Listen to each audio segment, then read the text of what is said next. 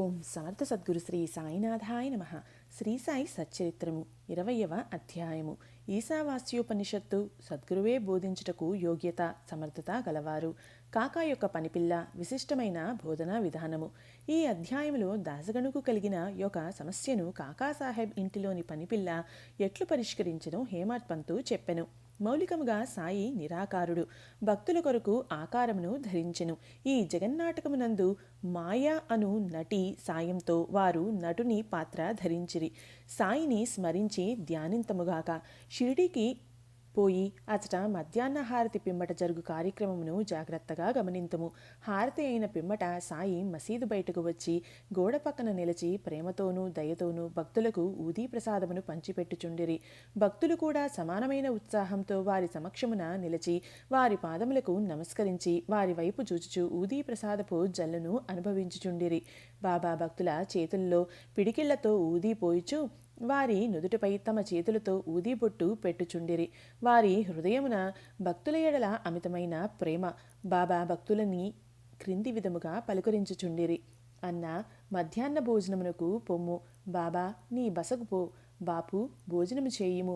ఈ విధముగా ప్రతి భక్తుని పలకరించి ఇంటికి సాగనంపుచుండిరి. ఇప్పటికీ అది అంతయు ఊహించుకొన్నచో ఆ దృశ్యములు తిరిగి చూచినంత ఆనందము కలుగును. మనోఫలకమున సాయిని నిలిపి వారిని ఆపాదమస్తకము ధ్యానింతుము. వారి పాదములపై పడి సగౌరవముగా ప్రేమతో వినయముగా సాష్టాంగ నమస్కారం ఉనర్చుచు ఈ అధ్యాయంలోని కథ చెప్పెదను. ఈశావాస్యోపనిషత్తు. ఒకప్పుడు దాసగను ఈశావాస్యోపనిషత్తుపై మరాఠీ భాషలో వ్యాఖ్య రాయుటకు మొదలెడెను. మొట్టమొదట ఈ ఉపనిషత్తు గూర్చి క్లుప్తముగా చెప్పెదము. వేద సంహితలోని మంత్రములు కలదగుటచే దీనిని మంత్రోపనిషత్తు అని కూడా అందురు.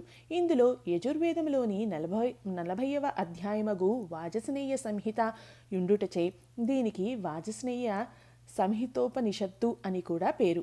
వైదిక సంహితలు ఉండుటచే దీనిని ఇతర ఉపనిషత్తుల కన్నా శ్రేష్టమని భావించెదరు. దీనికి ఒక ఉదాహరణము. ఉపనిషత్తులన్నింటిలో పెద్దదియగు బృహదారణ్యకోపనిషత్తు ఈ ఈశావాస్యోపనిషత్పై వ్యాఖ్య అని పండితుడగు సాత్వలేకర్ గారు భావించుచున్నారు. ప్రొఫెసర్ రానడే గారు ఇట్లనుచున్నారు. ఈశావాస్యోపనిషత్తు మిక్కిలి చిన్నదైనప్పటికీ దానిలో అంతర్దృష్టిని కలిగించు అనేక అంశములు ఉన్నవి. 18 శ్లోకములలో ఆత్మగూర్చి విలువైన అపురూపమగు వర్ణన, అనేక ఆకర్షణలకు దుఃఖములకు తట్టుకొను స్థైర్యము గల ఆదర్శ యోగీశ్వరుని వర్ణన ఇందు ఉన్నవి. తర్వాతి కాలమున సూత్రీకరింపబడిన కర్మయోగ సిద్ధాంతముల ప్రతిబింబమే ఈ ఉపనిషత్తు. తుదకు జ్ఞానమునకు కర్మలకు సమన్వయముగా ఉన్న సంగతులు చెప్పబడినవి. జ్ఞాన మార్గమును కర్మయోగమును సమన్వయము చేసి చెప్పుట ఈ ఉపనిషత్తులోని సారాంశము. ఇంకొక చోట వారు ఇట్లనిరి. ఈశావాస్యోపనిషత్తులోని కవిత్వము, నీతి, నిగూఢతత్వము, వేదాంతముల మిశ్రమము. పై వర్ణమును బట్టి ఈ ఉపనిషత్తును మరాఠీ భాషలోనికి అనువాదము చేయుట ఎంత కష్టమో ఊహించవచ్చును. దాసగను దీనిని మరాఠీ ఓవి ఛందములో రాసెను. దానిలోని సారాంశమును గ్రహించలేకుండుటచే తాను రాసిన దానితో అతడు తృప్తి చెందలేదు. అతడు కొందరు పండితులను అడిగెను. వారితో చర్చించెను. కానీ వారు సరియైన సమాధానం ఇయ్యకుండిరి.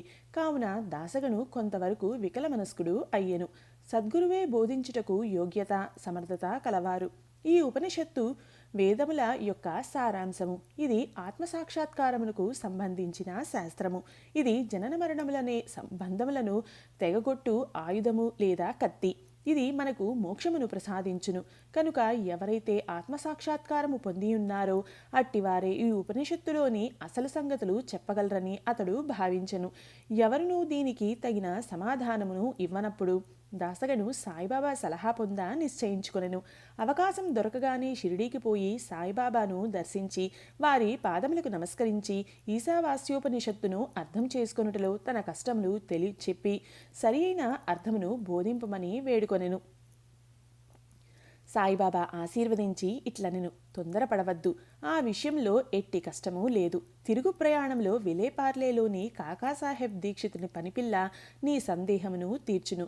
అప్పుడు అక్కడ ఉన్నవారి మాటలు విని బాబా తమాషా చేయుచున్నారు అనుకొనిరి. భాషాజ్ఞానము లేని పనిపిల్ల ఈ విషయం ఎట్లు చెప్పగలదు అనిరి. కాని దాసగను అట్లనుకోలేదు. బాబా పలుకులు బ్రహ్మవాక్కులని అనుకొనెను. కాకా యొక్క పనిపిల్ల బాబా మాటలందు పూర్తి విశ్వాసముంచి దాసగను షిరిడీ విడిచి బిలేపార్లే చేరి కాకాసాహెబ్ దీక్షిత్ ఇంటిలో బస చేసెను. ఆ మరుసటి దినము ఉదయము దాసగను నిద్ర నుంచి లేవగానే ఒక బీదపిల్ల చక్కని పాటను మిక్కిలి మనోహరంగా పాడుచుండెను.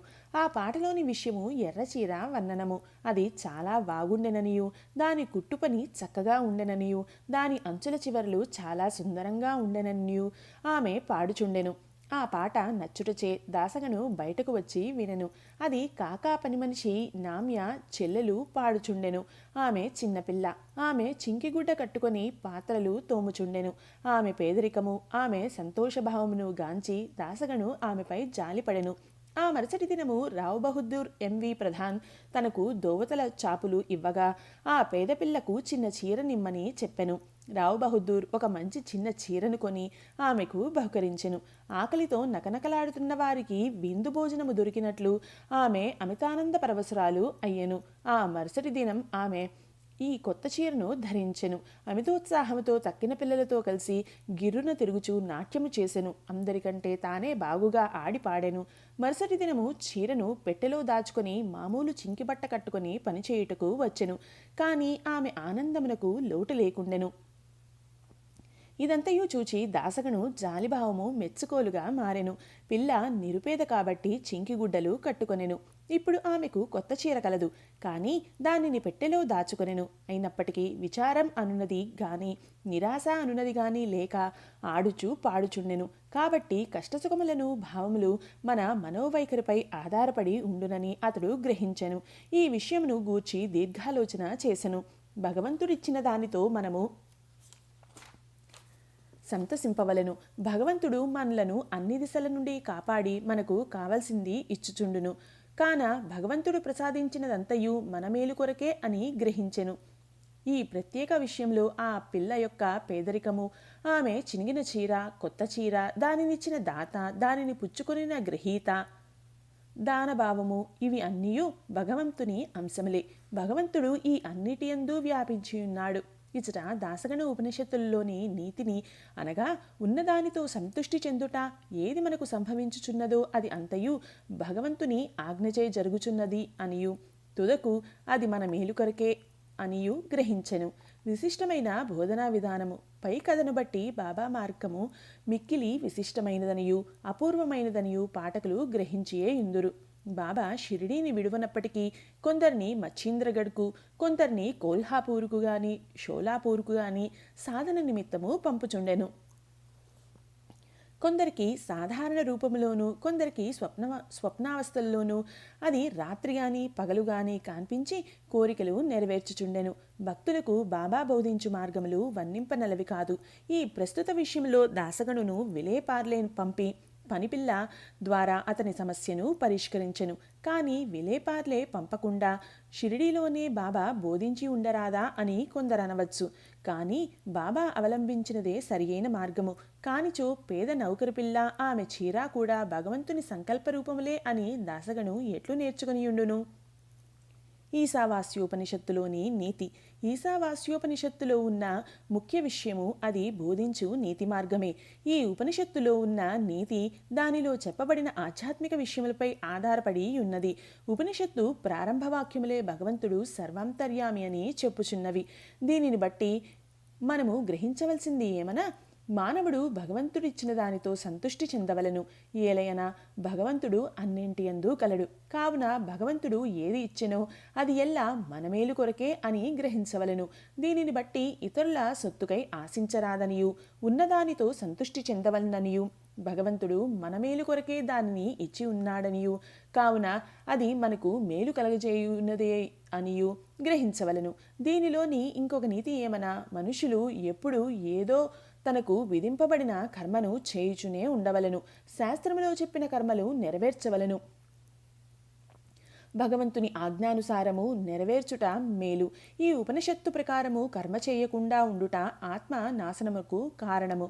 మానవుడు శాస్త్రములో విధింపబడిన కర్మలు నెరవేర్చుట వలన నైష్కర్మ్యాదర్శము ధర్మము పొందును. ఏ మానవుడు సమస్త జీవరాశిని ఆత్మలో చూచునో, ఆత్మ అన్నింటియందు ఉండునట్లు చూచునో, వేయేలా సమస్త జీవరాశియు సకల వస్తువులు ఆత్మగా భావించునో, అట్టివాడు ఎందుకు మోహమును పొందును? వాడు ఎందులకు విచారించును? అన్ని వస్తువుల్లో ఆత్మను చూడకపోవుటచే మనకు మోహము, అసహ్యము, విచారము కలుగుచున్నవి. ఎవడైతే సకల వస్తుకోటిని ఒక్కటిగా భావించునో, ఎవనికైతే సమస్తము ఆత్మయగునో, అతడు మానవులు పడు సామాన్య బాధలకు, దుఃఖ వికారములకు లోను కాడు. ఇది 20వ అధ్యాయం సంపూర్ణం. సద్గురు శ్రీ సాయినాథార్పణమస్తు. శుభం భవతు.